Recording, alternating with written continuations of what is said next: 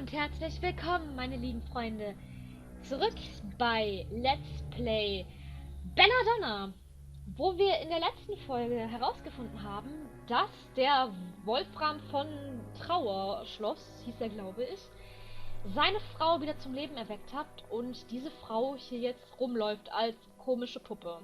Komm schon, Bella, Dankeschön. Ist sie nicht wunderschön? Wir haben es geschafft, den Schlüssel zu holen und jetzt schauen wir uns mal den Rest von diesem, ich schätze mal, das ist ein Schloss an. Ach, sie ist so süß. Sie sieht ein bisschen aus wie ein Alien. So eine Mischung aus Alien und Puppe. Das ist total komisch, aber auch irgendwie total niedlich. Und wir haben wieder eine Journal-Page. Das heißt, wir haben wieder viel zu lesen vor uns. More letters. Has he figured it out yet? Wolfram von Trauerschloss heißt der Typ. Und wir sind Frau Belladonna von Trauerschloss. Super Name. I see now that my suspicions have been well grounded, albeit aimed in the wrong direction. Belladonna is not seeing another man. She is seeing a woman. Oh, also falls ihr euch noch erinnert, in der letzten Folge haben wir herausgefunden, dass als der Wolfram sich immer mehr in seine Experimente verschlossen hat, nach dem Tod von seinem Sohn, hat Belladonna sich ebenfalls zurückgezogen und er hat gedacht, dass Belladonna vielleicht eine Affäre hat mit einem anderen Mann, aber anscheinend hatte sie eine Affäre mit einer anderen Frau. Die Sache wird pikant. I am convinced that it must be that maid, Claire, or whatever her name might be. She and Belladonna are up to something, I'm sure of it. And to think that all the hours I'm stuck down here, caught up in my dreadful work, leaving them free to roam and left to their own devices upstairs. Of course they have found each other. Only living things in this whole castle besides me and my week-long rabbits. Okay. They have it all figured out. When I come up at night, they act all innocent, keeping their mutual secret from me as a playful game. But as soon as I descend into the laboratory, they are in each other's arms again. But what can I do? The progression of events are beyond my control, just like my work. I slave away my ghoulish endeavor, making progress every hour, but never getting anywhere. And simultaneously Belladonna is slipping away from me, further and further for every night, and yet nothing ever changes. Ja, dann mach doch was! Dann hör doch mal auf, mit einer scheiß Arbeit zu arbeiten. Wir wissen ja, dass das nicht geklappt hat, weil wir wissen ja, dass Belladonna gestorben ist.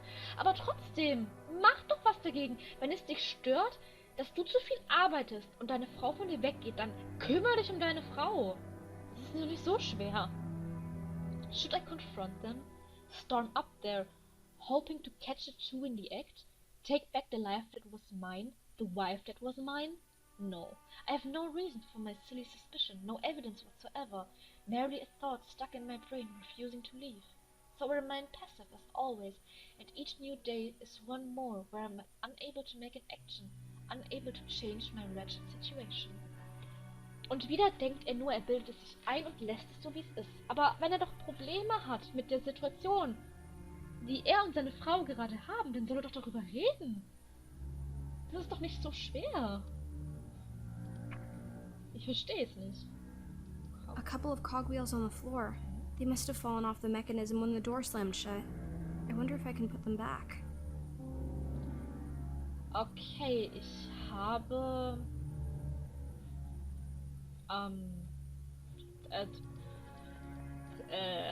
Zahnräder. Ich habe gerade desperate versucht, die deutsche Übersetzung von Gear und Cogwheel zu finden. Hi, Belladonna. Okay, das geht wahrscheinlich. Nothing happens. Ja. Ich muss hier wahrscheinlich die Dinger einsetzen. Das da rein. Das da rein. Not yet. Not yet. Dann tun wir das mal ganz unten rein. It doesn't fit. Was? Wie it doesn't fit?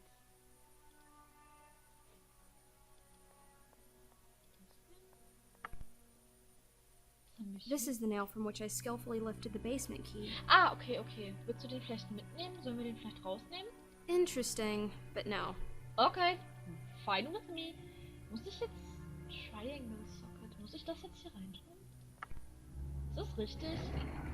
Okay, ich habe einfach geguckt, dass diese Symbole hier den Symbolen auf den Zahnrädern gleichen. Das war eigentlich ein relativ einfaches Rätsel. Lass uns mal weitergehen. Ist das mein Mann? Ist das hier? Ich habe schon wieder seinen Namen vergessen. Waldemar, Voldemort, Winfried, Trauerschloss? Ist das mein Mann? Ich finde, ich bin zu hübsch für ihn. Nein, ich möchte nicht böse sein. A big and heavy candlestick. It looks like there used to be 2 of them. Okay, es fehlt also ein Candlestick, den wir wahrscheinlich finden müssen. It's a mortar. And a pestle, too. They seem to belong here, but I'll remember where they are in case I need them another time. Okay, wir müssen wahrscheinlich nachher irgendetwas zerhacksen, mörsern. Und hier sind noch mehr Journal Pages. Oh mein Gott. The doctor is losing it. He's just scribbling down nonsense by now. What will he do if he ever acts on his wild suspicions? Hast du immer noch nicht gecheckt, dass du Belladonna bist, Belladonna? Das ist echt komisch. Aber okay, lesen wir mal weiter. Wolfram hieß er. Wolfram, okay. Wolfram von Trauerschutz. Das muss ich mir merken. It is clear to me what I must do. I am now convinced beyond any reasonable doubt that my wife is unfaithful. Jetzt anscheinend doch. They still hide it very well, her and that housemaid, but my logical mind tells me there is no other explanation. For countless hours I have pondered the situation, and the more I think about it, the more certain I become that my judgment is correct. The countless hours are hours I could have spent thinking about my work. It is clear to me that I will never be able to fully concentrate on the puzzles at hand as long as my thoughts keep creeping back to my wife and her new lover. This is the very reason that my research is progressing at such an agonizingly slow pace. Okay, also ist jetzt doch sicher, dass seine Frau ihm fremd geht. Es ist so ein Hin und Her. Ja, sie sieht einen anderen. Nein, doch nicht. Oh, sie sieht eine andere Frau. Nein, doch nicht. Also jetzt hat sie doch was mit einer anderen Frau. Ich bin verwirrt. So it is clear to me what I must do. Sie aber nicht töten, oder? Belladonna herself is the person who I want back into my life, so I cannot punish her. That leaves her lover, the young maid. She's unimportant, and it is she that must go. Oh nein, du willst aber jetzt nicht die andere Maid da töten. Das ist doch scheiße. Das wird Belladonna noch viel trauriger machen. I could fire her and throw her out of the household, but I fear this would not resolve anything. The 2 of them would still know of each other, and they could write secret, forbidden love letters or meet up at secluded rendezvous. No, it is clear to me what I must do. I must get rid of the maid for good. Nein, will die Maid jetzt töten. So ein Dummbatz. A plan is already taken form in my head. In the greenhouse out back, I keep a lot of plants and herbs. One of the specimens I have is called Deadly Nightshade, an interesting plant with many medical uses, but its renown comes from the fact that its extract is lethal already at small doses. Er will sie vergiften. So ein Idiot. Es wird Belladonna nicht glücklich machen, wenn ihre... Okay, nehmen wir jetzt mal wirklich an, sie betrügt dich mit dieser Maid. Wenn du die Maid tötest, denkst du nicht, dass sie dann vielleicht noch trauriger wird und noch depressiver? Hast du überhaupt nachgedacht mal, wie es Belladonna geht? Nein, natürlich nicht. Also nicht, dass ihr jetzt denkt, dass ich es jetzt hier befürworte, wenn man fremd geht. Das tue ich natürlich nicht. Fremdgehen ist natürlich furchtbar schlimm und schrecklich und das geht überhaupt nicht. Aber er hat keinen einzigen Beweis dafür, dass Belladonna fremdgegangen ist. Er hat nur eine Idee in seinem Kopf, weil er zu viel alleine war. Er hat keine Beweise, nichts, und jetzt denkt er sich, oh ja, wenn die beiden vielleicht was miteinander haben könnten, könnte er die Maid mal töten. Das würde Belladonna doch dann auch nicht glücklich machen. Wenn das wirklich alles ist, was er möchte, dann soll er sie doch gehen lassen, wenn er sie nicht glücklich macht. Das ist unlogisch. Preparing a powder from this poisonous plant is not at all problematic. Getting the victim to ingest the dose will be a challenge, but I expect to have ample opportunity. They are not aware I know the truth, and thus suspect nothing. The maid will fall ill, and within a short time she will die of seemingly natural causes. No one will be the wiser concerning the true circumstances of her demise. Deadly nightshade is merely Deadly nightshade is merely the common name for this plant. Its scientific name is Atropa belladonna. Okay, diese tödliche Pflanze heißt also auch noch genau wie wir. Geil. The symmetry strikes me as beautiful. The poor girl stayed too close to the Belladonna, and that would be the death of her. Also es gibt eine Blume, die heißt nach uns und die wird jetzt der Tod sein von unserer Armfreundin. Es tut mir so leid für das Mädchen. It's warm. I haven't realized until now just how cold my body is.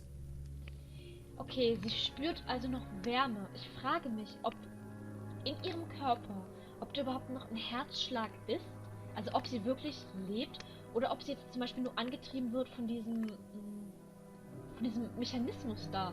Das ist wie ein Wind-Mechanismus, falls ihr das kennt, diese Aufziehmechanismen. Ob sie einfach nur aufgezogen ist oder ob sie wirklich lebt, ob ihr Herz wirklich schlägt. Das wäre interessant zu wissen. The label says Dr. Wolfram von Schloss. So this is the man who brings the dead back to life. He looks as though he would have been handsome once. Ja, er ist halt ein bisschen älter, aber war bestimmt mal hübsch und das ist... kannst du bitte nochmal Wolfram von Trauerschloss aussprechen? Das klang so süß. The label says Dr. Wolfram von Schloss. Das ist so süß. So this is the man who brings... Okay. Hier ist noch eine Journal-Page. Wir haben ja noch nicht genug gelesen. The story is so sad. I don't even know if I want to read this one. Ich weiß auch nicht, ob ich es überhaupt lesen möchte, aber ich denke, die Story ist doch interessant genug, oder Leute? Komm, stimmt mir zu, wir wollen das doch alle zusammen lesen. Okay, lass es uns lesen. My wife took the wayward maid's death harder than I had expected, further confirming my suspicions that they were indeed having a secretive love affair. Ich hab doch gesagt, sie wird dadurch nicht glücklich, aber du hörst mir nicht zu. She's passionate and irrational, raging all day and crying all night. Where a few months ago, the cold shroud of silence lay over our house. Now there's the wailing shrieks of bedlam. One should think that she would be used to dealing with the grief of lost loved ones by now. However, in all sincerity, I don't believe she was ever as affected by the death of our only son as I was. I also suspected that she might have guessed I had something to do with her lover's demise. If she wouldn't talk to me before, now she yells and barks at my every movement. I hardly leave my laboratory these days. I even have a small bed down here, where I sleep a few hours when I'm not working. All while she prowls around upstairs like a hungry tiger and attacks me over futile nitpicks as soon as I poke my head out. What happened to the love we shared when we were married? We were going to live together in her inherited castle. Also es ist ihr Schloss, okay. We were going to have children together. Now all I get is abuse and a cold bed in the basement. All I want is for things to go back the way they were before all this. Ja, dann hättest du vielleicht nicht die Maid töten sollen, die vielleicht nichts damit zu tun hatte. Du kannst, nur weil sie jetzt sauer und traurig ist, vielleicht waren die beiden auch einfach nur beste Freunde. Weil du sie allein gelassen hast, hat sie sich vielleicht eine Freundin gesucht. Das heißt nicht, dass die eine Liebesbeziehung miteinander hatten. Ich glaube, der Wolfram ist zu schnell zu irgendwelchen Schlüssen gesprungen. Das glaube ich. Eine Urne. The name on the plaque is Lucas von Schloss. This must be the ashes of Wolfram's son. Oh. Sie haben den Kleinen also einäschern lassen. Ich habe mich schon nämlich gefragt, warum Wolfram nicht versucht hat, seinen Sohn wieder zu beleben, aber sie haben ihn einäschern lassen. Das ist so traurig. Ich habe hier, da ist eine Schüssel. A beautiful china bowl. Okay. It looks hand-painted. Okay, wir haben eine Schüssel. Gut. Ist hier sonst noch was? Nein, warte. Gehen wir weiter. A dead body. Oh, ist es Wolfram? Wolfram, bist du tot? Ist es du? It's the body of Dr. von Oh Schloss. nein! He's dead. And what's more, he's been murdered. But who could have done this? There must be some clues around. Oh nein, Scheißdreck, der Dr. von Trauerschloss ist tatsächlich tot. Das hätte ich jetzt nicht erwartet. Okay, unser Mann ist also dann tatsächlich hier gestorben. Wir gucken uns erstmal hier das Diary an. There's a letter clutched in his hand. His final words? His final Or a words. clue left by the killer. Okay. Over the course of a sleepless night, I have thought through my next course of action from every possible angle, for it is indeed time for me to take action again. Even with the troublesome maid out of the way, I see little chance of getting my old Belladonna back. If anything, she's worse now than ever before. But I have an idea, one that kept me awake all night. I have come very far in my research by now. I can now fairly, predictably create living creatures that are stable enough to not spontaneously die again. This is consistent, though many different species of animals. I have noticed something peculiar, though. The returned creations seem strangely vacant and sluggish. It is if, although the body is brought back to life, the soul is forever lost. The creation is perfectly functional and responds to stimuli just as it was truly alive, but the mysterious spark of it will seem to be missing. I know no other way to describe the phenomenon. Du kannst vielleicht einen Körper wieder zurück zum Leben erwecken, aber du kannst nicht die Essenz eines lebenden Menschen zurückholen. Also, wie erkläre ich das jetzt am besten? Ohne dass es viel zu philosophisch klingt. Was er als Seele beschreibt, ist einfach dieses gewisse Etwas, das jeder Mensch in sich hat, das ihn Mensch macht. Das, was jeden Menschen auszeichnet, dass er ist. Und das kannst du eben nicht zurückbringen, nachdem ein Mensch gestorben ist, kann ich mir vorstellen. Weil dann hat er wieder Gehirnströme und alles, aber die Seele fehlt. Anders kann man es wirklich nicht beschreiben. Auch wenn man nicht an Seele oder so glaubt. Seele muss nicht unbedingt etwas Religiöses sein, sondern Seele ist einfach dieses bestimmte Etwas, was jeder Mensch hat, was ihn einzigartig macht, was ihn auszeichnet. Jetzt bin ich aber viel zu philosophisch geworden. Okay, gucken wir mal weiter. This bothered me before, but now I cannot help to think that this might suit my needs. Isn't it precisely the strong will of my wife that is causing all my problems? There's no need to be poetic with flowers this time. I am no short supply of lethal substances in the laboratory, and poison suits my needs well as it leaves no physical trauma on the body. I will still need to make incisions in a corpse to replace internal organs with clockwork parts, but stitching together surgical cuts is much simpler than trying to repair unhealed bodily damage. The integrity of her visage is a priority. Okay, also genau das ist es, was er möchte. Er möchte sozusagen eine leere Puppe aus Belladonna machen. Und jetzt wissen wir auch, warum wir diese Teile haben. Dieses Aufziehteil und alles. Das ist ungefähr sowas, was meine inneren Organe jetzt ersetzen. Ach Gottchen. To extinguish Belladonna's current life and give her a new one. To bring her body and mind back, mind, soul and free will. A beautiful, obedient automaton. A mechanical doll with all functionality of a woman, but who is responsive and does what she's told. That, my dear future reader, would truly be something. I think it is high time I tried my revivification process on a human subject. Also war auf der einen Seite deine Frau nur sowas wie ein Testsubjekt und auf der anderen Seite wolltest du einfach eine Puppe, eine Dienerin, die alles tut für dich, will, eine Sklavin.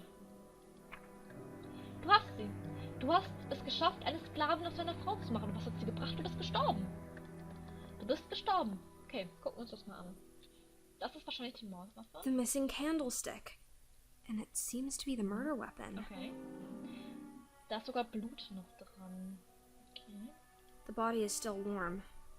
He cannot have been dead for much longer than I have been alive. Did he have to die for me to live? Das ist The back of his head has been cracked open by a heavy blow. He couldn't have seen the attack coming. He was dead before he knew what happened.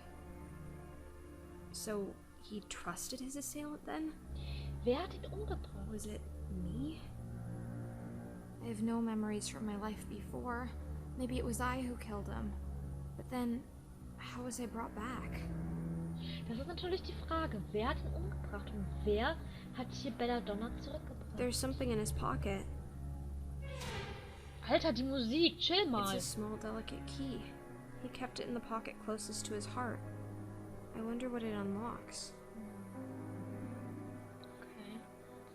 Haben wir sonst noch was? These are the hands that give life. Talk about meeting your maker. Das ist wahrscheinlich tatsächlich. Er ist unser Gott sozusagen. Er hat uns geschaffen. Ich möchte mal kurz zurück in den Diner Room gucken, ob ich den Candlestick dahin tun kann, ob dann irgendwas passiert. Weil dir gesagt, hier fehlt ein Candlestick. Also tun wir den mal dahin. Vielleicht bringt es was. I don't know why I thought that would work. Okay, es bringt anscheinend nichts. Okay, dann gehen wir zurück. Da war nämlich noch eine Tagebuchseite, die ich lesen würde, bevor wir die Episode hier jetzt auch beenden. Aber nicht, bevor wir noch ein bisschen mehr Story erleben. This letter is signed Belladonna. I've been waiting to hear the other side of this story. Belladonna von Trauerschloss. Tatsache, wir lesen jetzt die Geschichte, sozusagen die Seite von Belladonna. Nice. If you had asked me just a few years ago about my future, I could have never fathomed my life today would be as it is. So strange a path has the twists of fate set me upon that I wake every morning bewildered. Like a small child, I expect anything and everything to happen during each new day. The night my planned future snapped out of joint and took a whole new direction was the night when my son Lucas died. I married Dr. Wolfram von Trauerschloss in the spring, and we loved each other deeply back then. How young we were! He was an educated gentleman from the University of Ingolstadt. Aha, in Bayer also. And I had first assumed we would get a flat in Vienna. Instead, he convinced me we should live in my family's old castle and accept our roles as old-fashioned nobility in the little village down the hill. We moved into the castle with a staff of 30 servants, serving the task of breathing life and joy to the majestic halls. At this time, I expected to live out my life as lady of the household, minding the servants and, indeed, raising children. Before long, our first son was born, and shortly after that he once again departed. Also, der Lukas ist anscheinend auch nicht alt geworden. I was devastated, of course, but Lucas had been sickly from his first day, and even though my husband had blocked out the possibility from his mind, I was not entirely surprised when it happened, nonetheless. It changed us. I believe Wolfram blames me for what happened, that he thinks it was somehow my fault. He retreated into his laboratory in the old dungeon and started doing unholy experiments and God knows what. Those were dark times. Instead of a household and a child to take care of, now I had no guests, particularly no husband and no child. Everything I thought would occupy my time was Alter, ich kann heute echt nicht lesen. Also nochmal. Everything I thought would occupy my time was gone, and all I could do was grieve in solitude. The castle stuff left one by one, until there were only a handful of stuff here. My existence was meaningless, and I spent my days doing nothing. But I dealt with my grief in my own way, and in time the claws of melancholy began loosening their grip on me. In so many ways, I have Clara to thank for that. Aha, also wissen wir, die Maid hieß also Clara. Aus Belladonnas Sicht war das also sowas wie, sie hat gewusst, dass ihr Sohn sterben wird, sie hat es nicht ganz so aufgefasst und sie war traurig. Aber ihr Mann hat sich immer mehr von ihr zurückgezogen. Ich frage mich, haben wir Dr. Wolfram getötet?